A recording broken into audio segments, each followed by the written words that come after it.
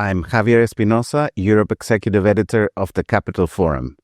With me today, Nadia Calviño. You are arguably one of Europe's most influential people, one of the most influential economic policymakers, I would say. As a Spanish minister, you were in charge of the economy, of digital, of finance, trade, and then you were a vice president of your country, where you became one of the EU's central voices in fiscal policy, digital regulation, and industrial strategy. You are no stranger to Brussels. Your early career saw you having senior roles, including Deputy Director General of DG Competition in Brussels, also of DG Budget. And since early 2024, you have been the president of the European Investment Bank, leading the EU's priorities on things like defense, climate, digital. You're known among your peers for being technocratic, influential, and stable. You are known for building consensus, which I know is a very key trait in this town, and we're going to talk about this. And as president of the EIB, you are leading the largest multilateral development institution in the world, with a balance sheet of close to 600 billion euros and around 90 billion euros in annual investment, 90% of which is dedicated to Europe. And you're here today in Brussels. Thank you so much for joining us. Thank you. It's a great pleasure to be here. And you have been having conversations with finance ministers today. I wonder if you can give us a little bit of the flavor of what the conversation has been about. Indeed, I'm here in Brussels to participate in the Council of Ministers, of Finance Ministers, known as ECOFIN. We meet every month, and this time I think we're meeting at a quite special point in time, because we are at a turning point in history. Turning point in the creation of a new global order. New alliances are being built as others are fading away that had guided us and maybe supported us for the last 80 years. And there is a sense of urgency in taking measures so that we ensure that we have a strong European voice, a strong European economy. We reinforce our security and defense capabilities, and that we pursue this agenda of unity. Because I think also there is a strong feeling that our unity is our strength. And me personally, I feel very proud to be European, maybe more proud than ever when we see our values, our principles challenged, when we see that there are many that would like the European Union to be weaker. Well, that reinvigorates my sense of the importance of this union and the importance of continuing to make progress together. Mm-hmm. Interesting. You talk about the European strength, or not, enemies and outside forces, or maybe even forces within that may want to see it weaker. In the last over year or so, we've been talking about the Draghi and the Letta report. They get talked about all the time as a way of thinking about the EU's ambitions. And immediately people sort of narrowed it to slogans about more money or more integration. Have we misunderstood what these reports are about? Because you talk about urgency, and I think they do tap into this urgency that you're describing. In every challenging situation, there are also opportunities, and we need to seize them. That's very clear. And I think that the Letta report and the Draghi report give us a clear diagnosis and a roadmap. What do we need to do? We need more market integration. We need more investment. We need simplification. I would add, we also need to reinforce the strategic partnerships that we have around the world. And that is our roadmap. So I think we just have to get on with it. And this message also I conveyed to ministers today in the ECOFIN meeting, which is savings and investment union, for example, capital market union. There is a good opportunity. There's strong interest in international investors, companies coming to Europe. Also, the geopolitical context makes the EU quite attractive, because a currency that's gaining value is trust, stability, reliance, and people know they can trust the European Union. We are a stable formation with a clear governance that makes decisions with a clear process, and at the end of the day also takes account of the different points of view, and that gives trust and confidence to companies and investors, researchers, and I think we have to seize this opportunity. But the time to make progress is now. Do you get the sense, though, that people have understood this sense of urgency? Because, some reports show that this Letta and specifically Draghi has only been implemented, I think, more like less than 20% of what was supposed to be happening. And I wonder whether, more needs to be done by people in your position, or how do we push it forward faster?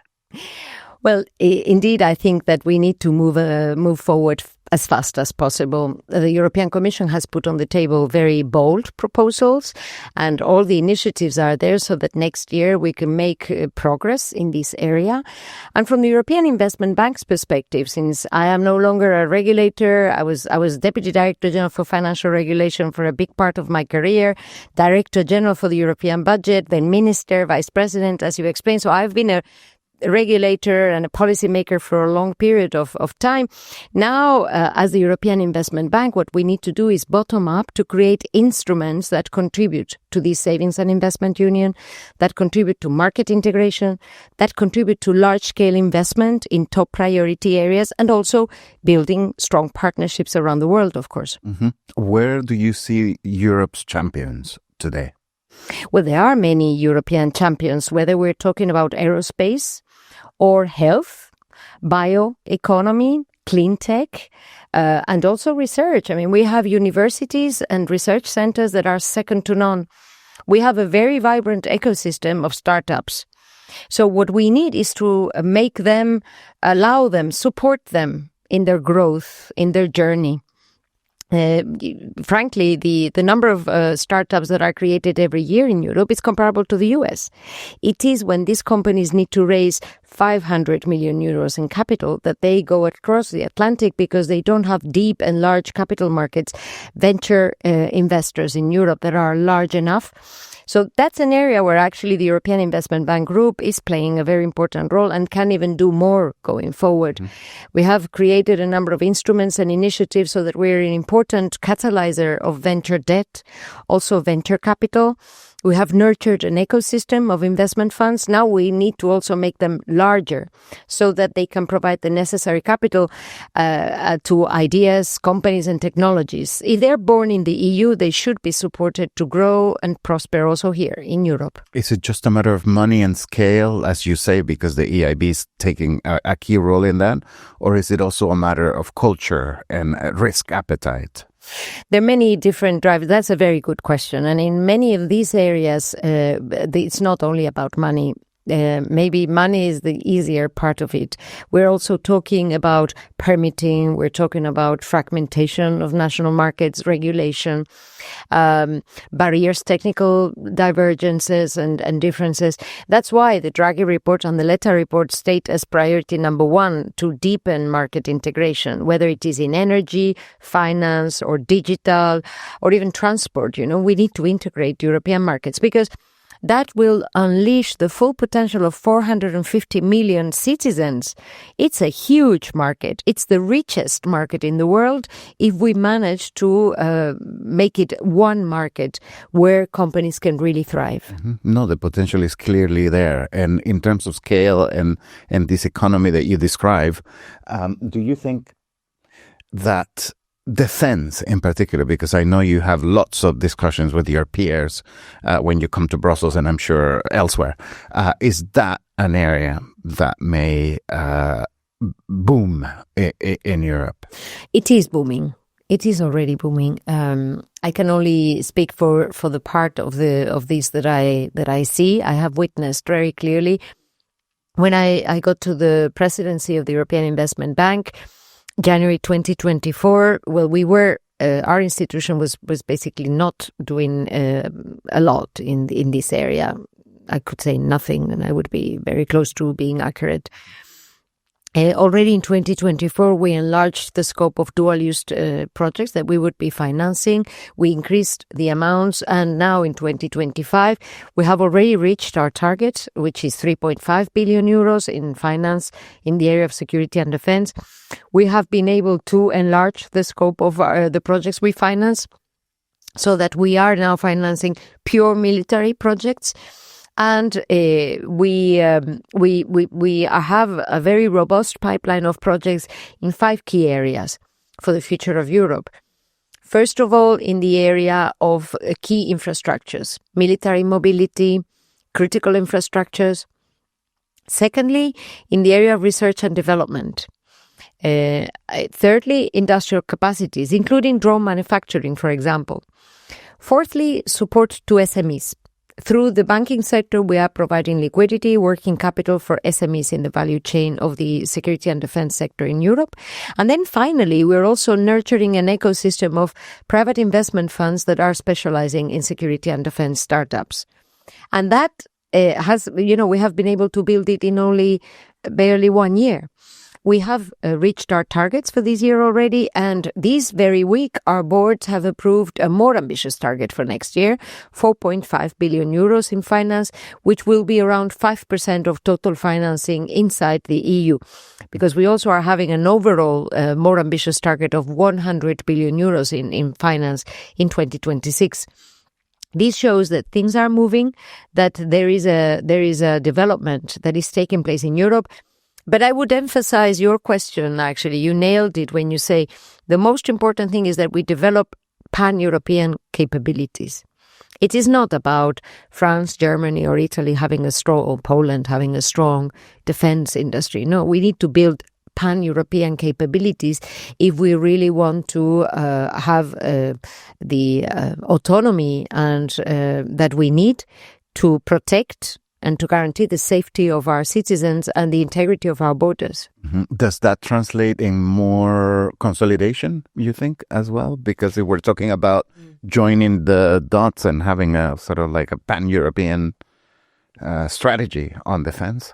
Well, we have already some very good examples. For example, Airbus is a success example. I mentioned before, aerospace is a sector where Europe is second to none. We're world leaders.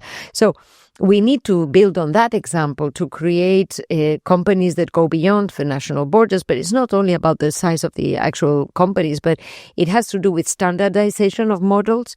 It has to do with interoperability of the systems. We need to work better together in areas where, frankly, until, a couple of years ago, we were not really having an articulated governance to coordinate our actions, because this was at the heart of the national sovereignty. But just like the founding fathers of the European Union were visionary in thinking at the time, we need to build a common force in the area of steel, coal, atomic energy, competition policy, agriculture.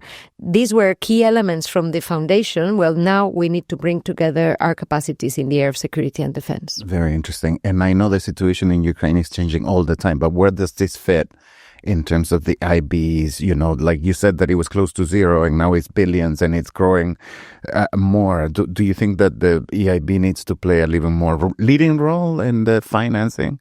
Well, we're playing a complementary role to other financial instruments. We are not a defense ministry. So it's very good that there are elements and SAFE instrument and other instruments are being put forward which can support national budgets in building their capacities in the area of defense. It's also very good that other players like the European Defense Agency, but also the NATO Innovation Fund, they are also playing their role. And the EIB is particularly well placed to finance large infrastructures. When we are right now talking about priorities, and this is public, this is the leaders had already said in their last meetings that we need to focus on the eastern flank, on anti-drone systems, on military mobility and critical infrastructures. Well, those are areas where the European Investment Bank can play a very important role, and that's what we're doing, working together with the Commission, working together with the government. I got today to talk to a number of ministers, and I am quite proud to say that they are extremely supportive of what the European Investment Bank is doing. We're working very closely with the Baltic countries, for example, and they are extremely recognizant of this progress and consider us to be key partners in this area.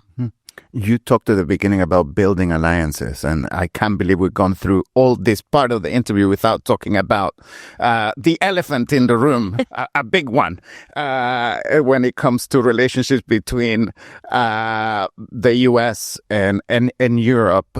This year has been marked by acute trade tensions mixed with digital, and now tariffs and fines seem to be more or less the same thing. You can debate whether that's the case or not, but in reality, this is what it has marked the relationships of the EU and the US. Where do we go from here? Interestingly, we publish every year from the European Investment Bank an investment survey. We question 13,000 companies and in the EU and the US. And it was quite interesting that when we saw the results for this year's survey, it showed that American companies were more concerned about the impact of the tariff shock than European companies. This is to say 77% of the US companies that replied to the survey said that they were very concerned about the impact of this shock, compared to 48% of European companies. What we see in all the reports, and also the economic performance of Europe is outperforming, if I may repeat the word, the expectation. What we see in all these reports is that European companies have adjusted quite well. Well, Europe is a trade powerhouse. You were asking me just before, where are the strengths? Well, Europe is an economic and trade and technology powerhouse, and we have to be self-assured. We need to reinforce those areas where we maybe are not so strong and we have not really focused on, like security and defense, notably. But we have strong strengths on which to build, and trade is one of them. So companies in Europe have reshored and redirected their value chains, they have built new partnerships, they have found new markets, and so they are adjusting better maybe than American companies to this tariff shock, which at the end of the day we see is having a boomerang effect as everybody expected. And so I think that we have to be more self-assured, more aware of our strengths, and most importantly, our unity is our main strength. So we have to keep united. And then I think we are unbeatable. Very good. And you talk about strengths and being unbeatable. What does the technological sovereignty for the bloc, for the EU, what does that look like? Because I know in the EIB you think a lot about AI and investment and massive infrastructures. What is your vision?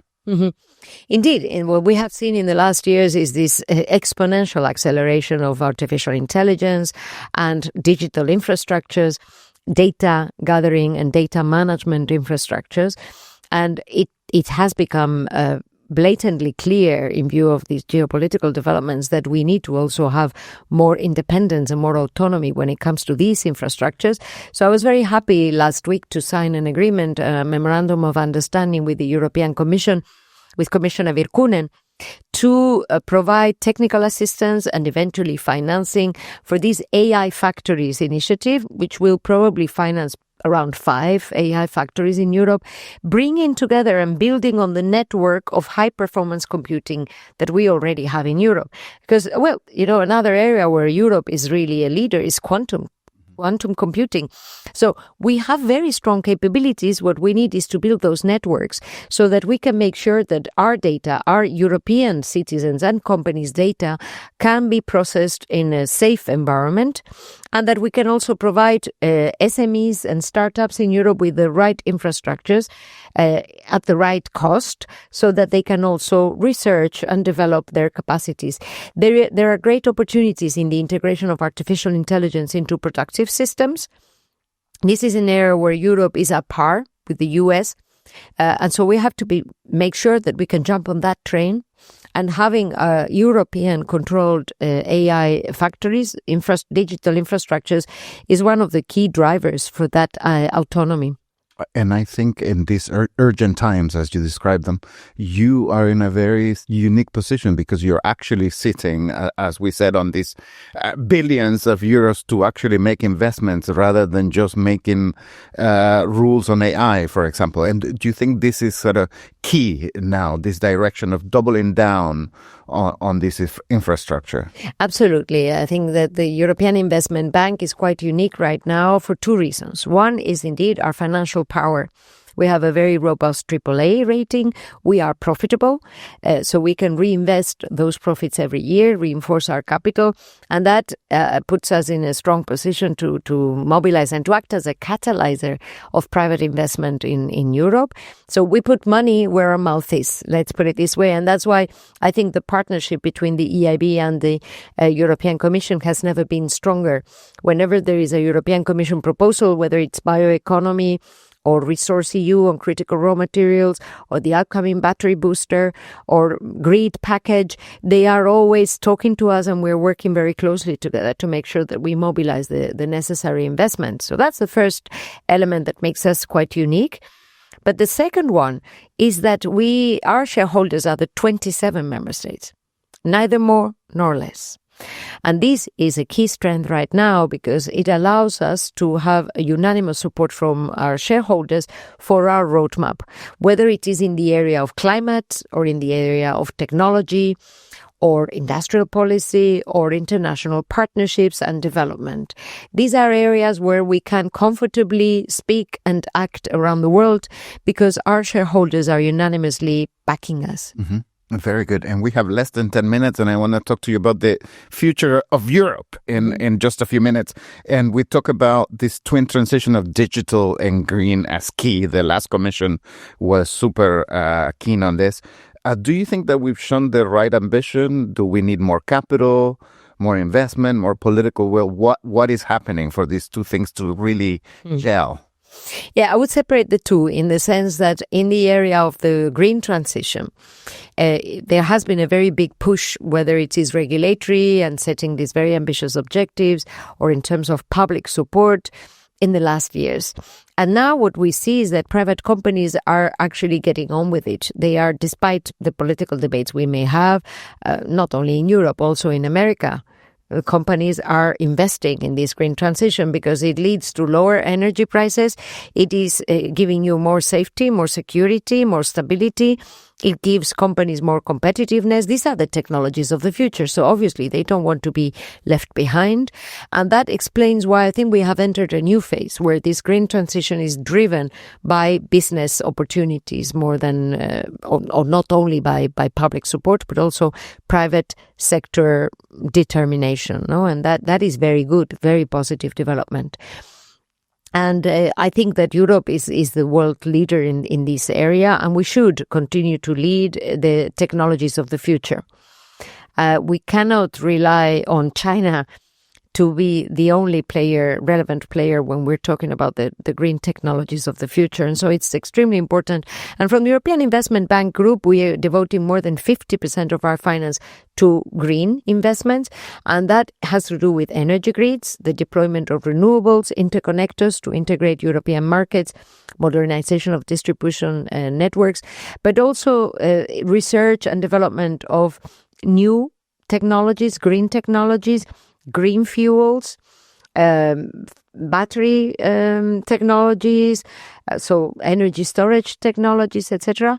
We're also supporting the deployment of renewables, and we're also supporting the decarbonization of heavy industry in Europe. And those areas are continuing to be our priority number one next year. For Europe, it's a no-brainer. It's not only a matter of competitiveness, having lower energy prices, it's also a matter of security, because we cannot continue to rely to the same extent on fossil fuel producers around the world. Now, the digital areas is a bit different in that the productivity of the economy across the European economy as compared to the US and the development of technologies are quite similar, except in one area, and that is the hyperscalers, the digital infrastructures, social networks, and data managers. And that is an area where we need to catch up. And that's why this debate about AI factories is so relevant for Europe. And we need to continue to be in the lead when it comes to integrating artificial intelligence into our production systems, our engineering systems, because everybody agrees that is the area where productivity gains are expected to be the larger. Beyond AI, do you see any other key areas on digital? You mentioned quantum. Any other areas where that you as an institution should double down on? Well, right now we are basically supporting all innovative startups, basically through the European Innovation Fund, European Investment Fund. Yeah. We launched this very successful initiative, the European Tech Champions Initiative, only 3 years ago. We have already achieved an impressive results, because in barely these 2-3 years, we have already financed and facilitated the creation of 12 private venture mega funds in Europe, basically doubling the number of mega funds, 1 billion euro funds in Europe. We have invested indirectly in 35 startups, innovative companies, of which 9 unicorns. So what I discussed today with ministers was actually we need to launch phase 2. Next year, spring next year, we will have invested 100% of the funds. Now we have to scale this up so that we can have even a more impactful result, in terms of nurturing this ecosystem. We need to have a strong ecosystem of venture capital funds in Europe that will feed the startups, because we don't know which one is going to be the technology that makes the major breakthrough in the future. That's why it's very good that we diversify our investments, and from the European Investment Bank Group, and in particular our risk capital subsidiary, the European Investment Fund, we are determined to continue to scale up Europe's capacity, so that, as I said in a previous question, so that European ideas can also grow and prosper in Europe. Very good. We started with urgency, and I want to finish with also urgency. And as I said, you're in a very privileged position. And I wonder, as we get into next year, what role do you think your institution should play in being maybe like a broker? And, we have industrial policy, we have the economy, green, defense. Is there a way that you can position the EIB and yourself in this way? As I said, as a broker of actual plans and ideas, and go beyond just your programs. My impression is that we're already doing it. In these 2 years, I've focused a lot in building very strong partnerships with key players and building relationships of trust with these key players, the European Commission, also the member states, of course, other key players like NATO.